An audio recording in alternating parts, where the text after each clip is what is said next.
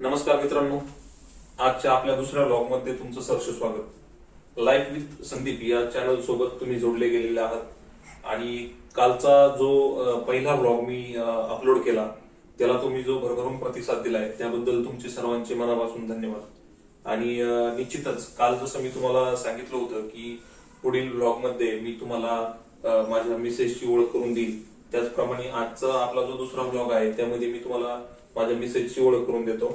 तर पूर्वी मी तुम्हाला सांगतो की आज पण ती ऑफिसला गेली होती। आदित्य माझ्या सोबतच होता आज दिवसभर।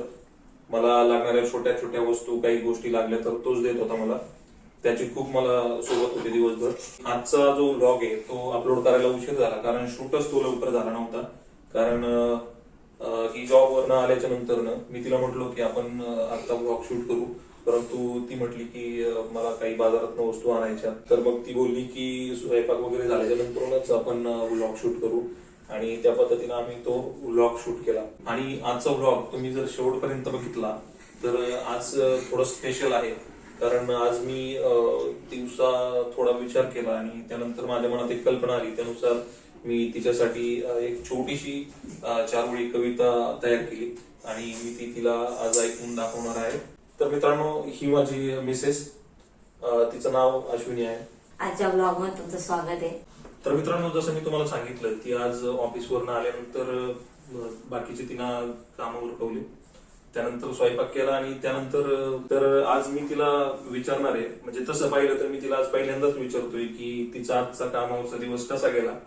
कारण मी आज घरी आहे आणि त्यामुळं मला समजतंय की हे आपण तिला कधीच विचारलं नव्हतं, पण आज या व्लॉगच्या माध्यमातून मी तिला पहिल्यांदा विचारतोय की तिचा आजचा कामाचा दिवस कसा गेला। तर तुझा आजचा कामाचा दिवस कसा गेला? चांगला चांगला गेला।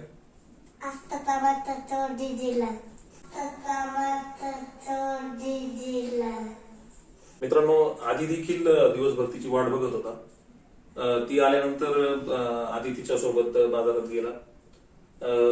आज त्यानं बाजारात तिच्याकडनं खाऊ देखील खरेदी केला।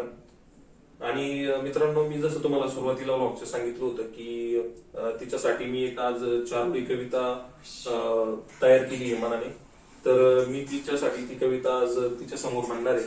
परंतु ट्विस्ट असा आहे की ती कविता मला पाठ नाही, कारण मी बनवली खरी, पण आता तेवढं माझ्या पाठ अंतर होत नसल्यामुळं मी ती कागदावरती लिहिली आणि ती मी आता तिला वाचून दाखवणार आहे। तर तिला नंतर आपण विचारू तिला ती कविता कशी वाटली, आणि तुम्ही देखील कमेंटमध्ये सांगा की तुम्हाला ती कविता कशी वाटली, आवडली वगैरे।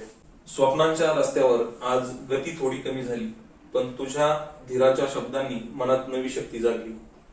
मी पडल्या स्थितीत तू उभी राहिलीस, कुटुंबाचा गाडा सांभाळताना खंबीर उभी राहिलीस। तुझं प्रत्येक पाऊल शिकवतं, साथ दिली तर सर्व काही शक्य आहे असं समजावतं। खरं सांगू, तू आहे म्हणून या संसाराला गोडी आहे। तर कशी वाटली तुला कविता? खूप छान। मित्रांनो, तिला तर कविता आवडली, पण तुम्हाला देखील ही कविता मी बनवलेली आवडली असेल तर निश्चितच मला तसं कमेंटमध्ये कळवा। आणि आजचा व्लॉग हा माझा सेकंड व्लॉग होता। जर तुम्हाला हा व्लॉग आवडला असेल तर लाईक, शेअर आणि सबस्क्राईब करा। तुमचं सबस्क्राईब, लाईक मला प्रेरणा देतं। आणि पुन्हा भेटूया आपल्या उद्याच्या व्लॉग मध्ये, तोपर्यंत धन्यवाद।